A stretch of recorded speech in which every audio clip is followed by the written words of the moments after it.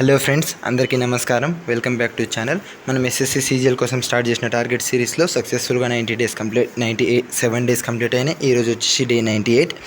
So ఈరోజు target చూసుకుందాము. మీరు రెగ్యులర్గా మాక్ టెస్ట్లు రాసి అనాలిసిస్ చేస్తున్నారు అని భ్రమలో ఉన్న ఆ భ్రమని నిజం చేస్తున్నారు అని అనుకుంటున్నా. డెఫినెట్గా మాక్ టెస్ట్ రాసిన తర్వాత అనాలిసిస్ చేయండి. రిపీటెడ్గా సేమ్ సోది చెప్పడానికి రీజన్ ఏంటి అంటే మీ స్కోర్ పెరగాలి అంటే అనాలిసిస్ చేయాలి. అది కూడా కంప్లీట్ అనాలిసిస్ మీరు అర్థం చేసుకొని చేయాలి. ఆ అనాలిసిస్ ఏదో మీరు చూసిండ్రు అన్నట్టు కాకుండా మీరేం తప్పు చేశారో దాంట్లో ఆ పాయింట్ని తెలుసుకోవడానికి ట్రై చేయండి. అయితేనే మీ స్కోర్ ఇంప్రూవ్ అవుతుంది. ఒక్కసారి మీరు చేసిన తప్పుని మీరు రెక్టిఫై చేసుకుంటే డెఫినెట్గా మీ స్కోర్ ఇంప్రూవ్ అవ్వకుండా ఎవరూ ఆపలేరు. సో ఆ ఒక్క తప్పు ఏందో తెలుసుకొని స్కోర్ని ఇంప్రూవ్ చేసుకోండి. అయిపోయింది. లాస్ట్ ఒక 40-50 రోజులు అయితే ఎగ్జామ్ ఉంటుంది కాబట్టి ఇప్పుడు ఇంకా ఎఫర్ట్స్ పెంచండి. ఈరోజు డే 98 టార్గెట్ చూసుకుంటే ఫస్ట్ కరెంట్ అఫైర్స్ ఆల్రెడీ చెప్పిన summits, conferences and MOU agreements ఏవైతే సైన్ అయినవి ఉన్నాయో వాటన్నింటినీ 4 డేస్లో కంప్లీట్ చేయమన్నా. ఈరోజు డే 3 రేపటితో ఈ టాపిక్ మొత్తం కరెంట్ అఫైర్స్ ఫస్ట్ క్లాస్ వినడం అండ్ 170 క్వశ్చన్స్ టెక్స్ట్ బుక్లో అటెంప్ట్ చేయడం, 2 పనులు అయిపోవాలి. దాంతోపాటు ఆ 170 క్వశ్చన్స్ అనాలిసిస్ కూడా కంప్లీట్ అయిపోవాలి. దాని మీనింగ్ లేకుంటే వాటిని వదిలేసి ఓన్లీ అటెంప్ట్ చేసినామన్నంత ఉంచకండి. డెఫినెట్గా అటెంప్ట్ చేసిన తర్వాత దాన్ని అనాలిసిస్ చేయండి. ఏం తప్పు చేస్తే ఒకవేళ తప్పు ఏం చేశారో చూసుకోండి. అది కాకుండా అంతకుముందే మనం awards, sports, schemes, defence, index and ranking, books and authors already ఈ మంత్లోనే కంప్లీట్ చేసుకున్నాం. ఎస్ఎస్ ఇంగ్లీష్ రెగ్యులర్ చెప్పేదే. ఈరోజు మరీ స్పెషల్ చెప్పాల్సిన అవసరం లేదు. డెఫినెట్గా ప్రతి topic minimum 5 to 10 questions attempt చేయాలి. అది కాకుండా ఇంకా టైం మిగిలితే ఎప్పుడైనా సరే బోర్ అనిపించినా ఏమనిపించినా ఆ టైంలో ఆ యాప్ ఓపెన్ చేయాలి. ఓపెన్ చేసేసి ఒకే పార్ట్ మొత్తానికి ఇంకా ఎక్కువ ప్రిఫరెన్స్ ఇచ్చి ఎక్కువ ప్రాక్టీస్ చేస్తూ ఉండాలి. నెక్స్ట్ మ్యాథ్స్ చాప్టర్ వైజ్ టెస్టులు రాస్తున్నాం. మెన్సురేషన్లో rectangle and square, rhombus and trapezium ఈ 2 మాక్ టెస్టులు కంప్లీట్ చేసుకోండి. 20 క్వశ్చన్లే. మాక్ టెస్ట్ అనగానే ఇంకేదో అనుకోకండి. చాప్టర్ టెస్టులు కాబట్టి 20 క్వశ్చన్లు. ఆ 20 క్వశ్చన్లు అటెంప్ట్ చేసేసి ఏమైనా తప్పులు పోతే ఎందుకు తప్పు చేశారో చూసుకోండి. 20 క్వశ్చన్లలో యూజ్ చేసిన ఫార్ములాస్ ఏవైతే ఉంటాయో ఆ ఫార్ములాస్ అన్నిటిని మంచిగా ఒకసారి రివైజ్ చేసుకోండి. అంటే ఇంతకుముందు మనం ఫార్ములా బుక్ మొత్తం కంప్లీట్ చేసుకున్నాం. ఇప్పుడు ఆల్రెడీ మాక్ రాసేటప్పుడు మీకు రివిజన్ అయిపోతుంది. అండ్ మళ్ళీ మీరు సొల్యూషన్స్ చూసినప్పుడు ఇంకోసారి రివిజన్ అయిపోతుంది. తప్పులు చేసే అవకాశాలు తగ్గిపోతాయి. Next GK. ఈ పీడిఎఫ్స్ అన్నీ మన టెలిగ్రామ్ గ్రూప్లో ఉన్నాయి. ఆల్రెడీ వీటన్నిటిని మనం 2 times చదివేసినాం. అది కాకుండా ఈరోజు హిస్టరీ మిసెలేనియస్ సెకండ్ టైం పీడిఎఫ్, దాంతోపాటు governor general and viceroy's PDF కూడా సెకండ్ టైం రివిజన్ అయిపోవాలి. దాంతోపాటు యునెస్కో వరల్డ్ హెరిటేజ్ సైట్స్ కూడా సెకండ్ టైం అయిపోవాలి. పీడిఎఫ్లు చాలా పెద్దగా ఏం లేవు అండ్ ఇంతకుముందు కంప్లీట్ చేశారు కాబట్టి ఇప్పటి నుండి ఇలాగే పెరుగుతూ పోతాయి టాస్క్లు. సో దానికి రెడీ ఉండండి. ఎఫర్ట్స్ కూడా పెంచండి. అది కాకుండా ఈ పీడిఎఫ్స్ అన్నీ కూడా ఒకసారి కంప్లీట్ అయినాయి. ఇవి కాకుండా soil in India and IPL related 2 PDFs ఏవైతే ఉన్నాయో అవి 2, ఆ 3 పీడిఎఫ్లు, ఈ 2 పీడిఎఫ్లు మొత్తం కంప్లీట్ అయిపోవాలి ఈరోజు. అవి రివిజన్, ఇది ఫస్ట్ టైం కాబట్టి కొంచెం టైం పట్టొచ్చు. దానికైతే ఎక్కువ టైం పట్టదు. మీరు ఎంత టైం పట్టినా పర్వాలేదు. మొత్తానికి ఈరోజు టార్గెట్ మాత్రం ఈరోజు డెఫినెట్గా కంప్లీట్ చేయాలి. నెక్స్ట్ జీకే చాప్టర్ వైజ్ టెస్టులు రాస్తున్నాం. దాంట్లో పాలిటీ నడుస్తుంది. పాలిటీలో important acts and amendments and central government ఈ 2 చాప్టర్ వైజ్ టెస్టులు అటెంప్ట్ చేయండి. 20 క్వశ్చన్లు అండ్ 20 క్వశ్చన్ సొల్యూషన్స్ చూసుకోండి. దీనికి ఒక 10 నిమిషాలు సరిపోతుంది. 15 నిమిషాలలో అయిపోతుంది. మరీ ఎక్కువ టైం ఏం పట్టదు. సో మరీ ఏదో టాస్క్ ఉన్నది అనే థాట్తో ఉండకండి. టార్గెట్ మాత్రం డెఫినెట్గా కంప్లీట్ చేసుకోండి. నెక్స్ట్ సైన్స్ పినాకల్ బుక్ చదువుతున్నాం. పినాకల్ బుక్లో ఫిజిక్స్ కంప్లీట్ అయిపోయింది, కెమిస్ట్రీ కంప్లీట్ అయిపోయింది. లాస్ట్ అండ్ ఫైనల్ బయాలజీ నడుస్తుంది. దానికి ఇంకో 15 days పడుతుంది ఈజీగా.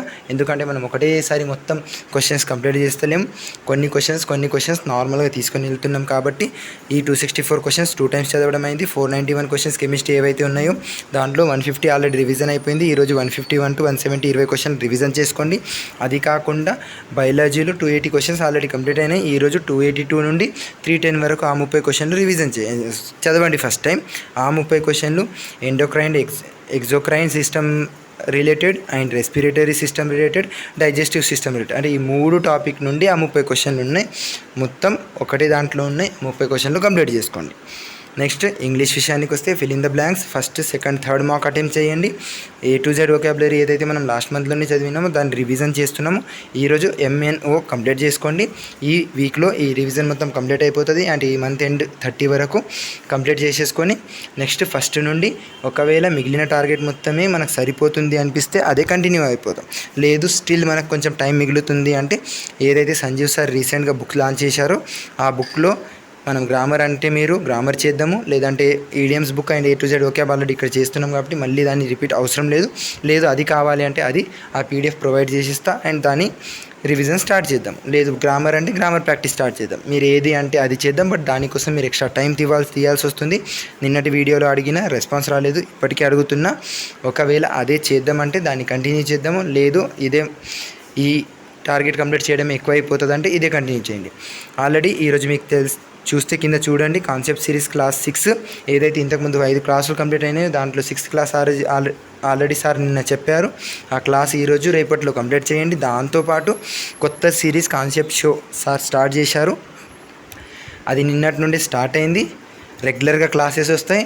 Day 1 ఆల్రెడీ మనకు అలవాటు లేదు. అది అంటే టార్గెట్ ఇంతగానం ఒకటిసారి పెరిగినట్టు అనిపిస్తుంది కాబట్టి ఒక్క వీడియోకి 2 days ఇచ్చిన. నెక్స్ట్ వీడియోస్ అనేవి 2 days ఇవ్వను, టైం తగ్గిపోతుంది.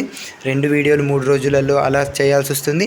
అండ్ నెక్స్ట్ మంత్ స్టార్టింగ్ నుండి ఏ రోజు వీడియో ఆ రోజే కంప్లీట్ చేయాల్సి వస్తుంది. దానికి రెడీ ఉండండి, ఎఫర్ట్స్ పెంచుతూ ఉండండి. ఎగ్జామ్ దగ్గర వచ్చిన కొద్దీ కొంచెం టైం ఎక్కువ ఇవ్వండి. సో ఈరోజు ఈ 2 క్లాసెస్ కూడా కంప్లీట్ చేసుకోండి.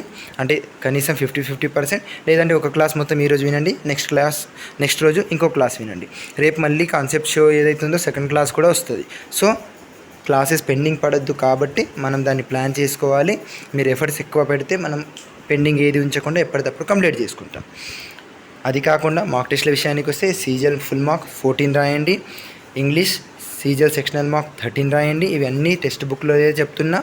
రీజనింగ్ ఇది మాత్రం గ్రాడ్యుయేట్ లెవెల్ సెక్షనల్ మార్క్ 4 అంటే ఇది సెలెక్షన్ పోస్ట్ ఫేజ్ 14 ఏదైతే టెస్ట్ సిరీస్ ఉందో టెక్స్ట్ బుక్లోనే దాంట్లో రాస్తున్నాం. ఇంకొక మార్క్ రాస్తే మనకు ఆ టెస్ట్ సిరీస్లో రీజనింగ్ కూడా కంప్లీట్ అయిపోతుంది. అంటే మనం సెలెక్షన్ పోస్ట్ ఫేజ్ 14 ఏదైతే ఉందో దాంట్లో టెస్ట్ సిరీస్లో సెక్షనల్ మార్కులు అన్నీ కంప్లీట్ చేసుకున్నట్టు అయిపోతాయి. ఇంకొకటి అయితే ఇంగ్లీష్ మ్యాథ్స్ ఆల్రెడీ కంప్లీట్ అయిపోయినాయి, రీజనింగ్ ఇప్పుడు చేస్తున్నాం. GS ఆ PDFలు అన్నీ ఆల్రెడీ అవుతున్నాయి, చాప్టర్ వైజ్ అవుతున్నది కాబట్టి ఎక్స్ట్రా మనం సెక్షనల్స్ చేస్తలేము. ఒక్కసారి మనకు ఆ PDFలు కంప్లీట్ అయిపోతే దాని తర్వాత ఏం పని ఉండదు. ఇంకా ఏ PDFs చదవం మనం. వన్ అండ్ ఓన్లీ థింగ్ ఆ సెక్షనల్ టెస్ట్లు ఏవైతే ఉంటాయో GK అవి మాత్రమే రాస్తాం అండ్ దాన్ని అనాలిసిస్ చేస్తాం. అంతకంటే ఎక్కువ ఇంకేం చేయము. మ్యాథ్స్ ఏమో సీజల్ అడ్వాన్స్ సెక్షనల్ టెస్ట్ 1 రాయండి.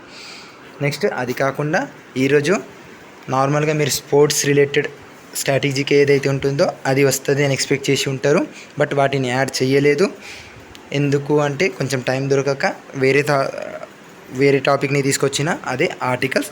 మరి ఆర్టికల్స్లో కూడా నార్మల్గా మనకు చూడబోతే ఎవరైనా సరే ప్రెసిడెంట్ గురించి ఆర్టికల్స్ చదివిస్తారు. అండ్ ప్రెసిడెంట్ గురించి ఆర్టికల్స్ ఇంపార్టెంట్, అవి చదివేసి గవర్నర్ని రిలేట్ చేసేసుకొని ప్రాక్టీస్ చేసుకొని సరిపోతుంది అన్నారు. కానీ మనం రివర్స్లో చేద్దాం.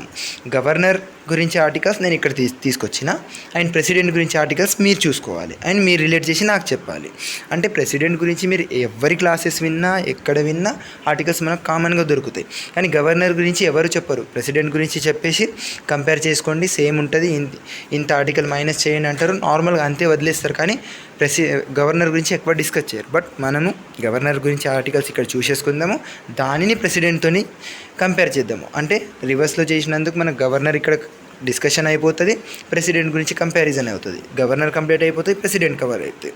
సో ఆర్టికల్ 152 గవర్నర్ ఏదైతే ఉన్నాడో ఆయన యొక్క డెఫినేషన్ గురించి ఆర్టికల్ 152లో చెప్పబడింది.